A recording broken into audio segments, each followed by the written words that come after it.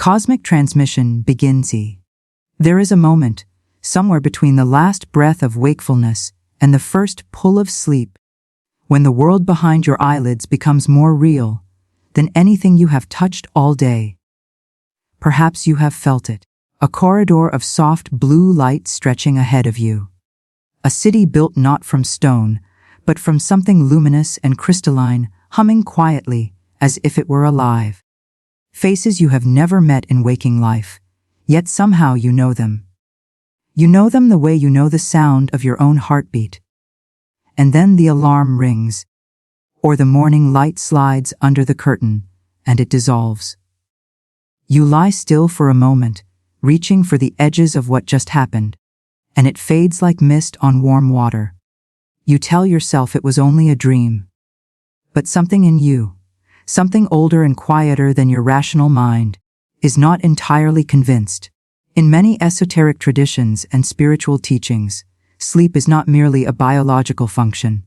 It is described as a doorway, a thinning of the veil between the dimension your waking self navigates and the broader field of consciousness that some believe stretches far beyond this single planet. And in those traditions, the hours between 3 and 4 in the morning are spoken of with particular reverence. Some call it the hour of the soul. Others describe it as the window when the frequency of Earth's collective mind quiets enough for subtler signals to come through. Whether understood as metaphor, as inner symbolic language, or as something more literal, the pattern is worth sitting with. Because if you have been waking at that exact hour, suddenly alert with no clear reason, heart beating just a little faster, a strange warmth moving through your chest, you are not alone in this experience. And according to certain spiritual interpretations, you may not be waking by accident. In the symbolic mythology surrounding the Pleiadian star cluster, a group of stars in the constellation of Taurus that has held spiritual significance across dozens of ancient cultures, including the Greeks, the Maori, the Aboriginal Australians, the Hopi, and many others, there is a recurring theme. The stars are described as a place of origin, a home frequency, and in many modern esoteric teachings, the beings associated with this cluster are described not as physical visitors arriving in ships, but as presences that communicate through the language of the unconscious mind, through symbol, through feeling, through the particular quality of a dream that leaves a residue of knowing on your skin for hours after you wake. Some spiritual beliefs describe these contacts not as external events, but as internal rememberings, as if certain souls carry a dormant resonance with a frequency they once knew, and the dream state is simply the environment where that resonance can speak most clearly, because the noise of the waking world has finally gone quiet. Perhaps this is why your dreams have been changing. Not the ordinary dreams of scattered daily images and anxious replays of conversations. Something else has been moving through your sleep lately, a quality of light you cannot name. A sense of purpose so clear and calm that waking from it feels like being pulled out of something sacred. You dream of walking through spaces that feel simultaneously ancient and far ahead of any architecture you have ever seen. Halls with walls that seem to breathe. Pools of silver water that reflect not your face, but something luminous behind it. You dream of voices that speak without mouths, transmitting understanding directly into the center of your awareness, and you comprehend everything, absolutely everything. And then the dream ends, and the comprehension dissolves with it, leaving only the feeling behind. This is what some spiritual traditions describe as a download. Not in the mechanical sense of transferring data, but in the sense of a living frequency being woven into your field, while your conscious defenses are lowered. The waking mind is protective. It filters. It questions. It argues with new information until it can place it into a familiar category. But the sleeping mind is open in a different way. It receives in images, in emotion, in spatial sensation. and according to certain interpretations of Pleiadian wisdom teachings. This is precisely why the night has always been the chosen channel. But there is something you may not have considered. The exhaustion you carry into your days may not be entirely the product of your circumstances. The tiredness that does not lift with sleep, the heaviness that settles in your limbs by midday even on the mornings you rested well, the sense that you have been doing something immense while your body lay still. This is described in many spiritual frameworks as the signature of deep inner work being processed. When the body wakes feeling as though it ran a great distance through the night, some traditions suggest it is because, in a very real energetic sense, it did. The integration of higher frequencies into a human nervous system is not described as a passive or effortless process. It is described as labor. Profound, sacred, invisible labor. And there is another quality to pay attention to. Not as proof of anything, but as an invitation to your own curiosity. The tingling. The sudden warmth in the center of your chest that arrives without a physical cause. The feeling, during those night wakings at 3 or 4 in the morning, of a presence in the room that is not threatening, not dark, but deeply, almost unbearably familiar. A warmth that feels like being recognized, like something vast and loving turning its full attention toward you for one luminous moment before the rational mind kicks in and begins to explain it away. In some esoteric interpretations, this is described as the moment of contact. Not contact in the sense of a physical encounter, but contact in the sense of a frequency alignment. Your field and a broader, older field briefly resonating at the same tone.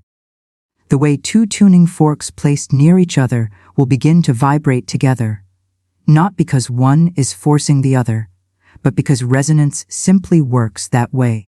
You may have noticed other things. A sharpening of intuition that arrived quietly, without announcement.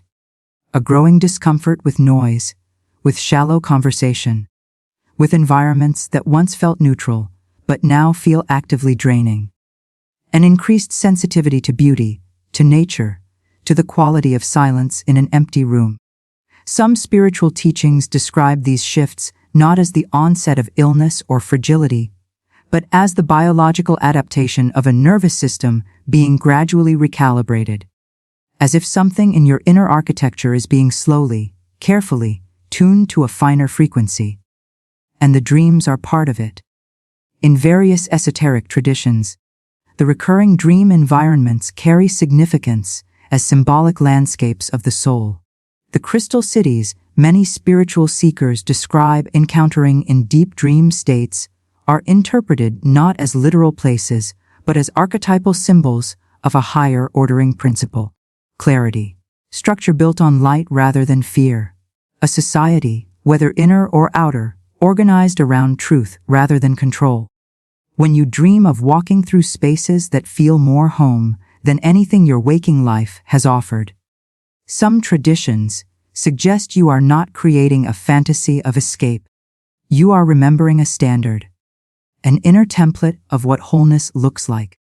The blue corridors of light that appear again and again in the dreams of those who feel called by this kind of spiritual teaching are described symbolically as pathways of communication, channels between dimensions of awareness, and the faces you see there, familiar and unfamiliar at once, are interpreted in some teachings as the faces of what might be called your soul family.